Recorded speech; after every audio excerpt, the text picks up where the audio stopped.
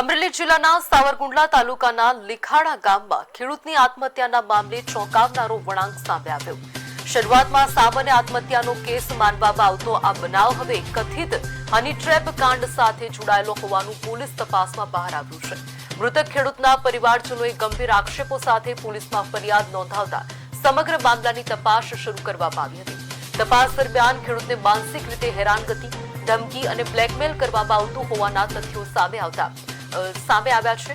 જ્યારે પરિવારની ફરિયાદના આધારે પોલીસે એક યુવતી સહિત કુલ 5 લોકો સામે ગુનો નોંધીને કાયદેસરની કાર્યવાહી હાથ ધરી છે।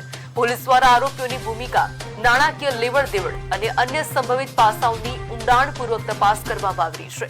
આ ઘટનાએ સમગ્ર પંથકમાં ભારે ચર્ચા જગાવી છે। ખેડૂતના મૃત્યુ પાછળ ખરેખર હની ટ્રેપનું કાવતરું જવાબદાર હતું કે અન્ય કોઈ કારણ, તે અંગેનું સત્ય હવે પોલીસ તપાસ બાદ જ સ્પષ્ટ થશે। પોલીસને ઊંડાણપૂર્વક તપાસના આધારે જે મરણ જનાર છે તેમના દીકરા પરેશભાઈ હેમંતભાઈ સુહાગિયા તેમના દ્વારા પોલીસને બીએનએસની કલમ 108, 308(2) તથા 61(b) હેઠળ ફરિયાદ દાખલ કરવામાં આવી છે। આ ફરિયાદમાં કુલ આ 5 આરોપીઓ છે: રોહિતભાઈ કડવાભાઈ વેકરિયા, ભોળાભાઈ રામભાઈ સિંધવ, હિના નામની મહિલા તથા 2 અજાણ્યા પુરુષો।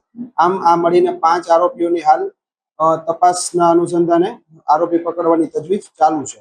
હાલ તપાસ ચાલુ છે। કરીને ટોર્ચર કરે છે એની કોલ હિસ્ટ્રી અમને ફોનમાં મળી છે, તો જેના લીધે અમારા પિતાજીએ ટ્રેસમાં આવીને આ અંતિમ પગલું ભરેલું। સરકાર પાસે હર્ષભાઈ સંઘવીને મારી નમ્ર વિનંતી છે, ગુજરાત રાજ્ય સરકારને મારી નમ્ર વિનંતી છે કે આવા અસામાજિક તત્વોને ખરેખર કડકમાં કડક સજા થવી જોઈએ ને અમને રાજ્ય સરકાર પાસે ન્યાયની અપેક્ષા છે, જેના લીધે અમે આ ફરિયાદ નોંધાવી છે। કારણ કે જેથી કરીને બીજા અન્ય લોકોને આ લોકો હની ટ્રેપનો શિકાર ના બનાવી શકે, એના માટે રાજ્ય સરકારે ખરેખર કડકમાં કડક પગલાં લેવા જોઈએ આના માટે।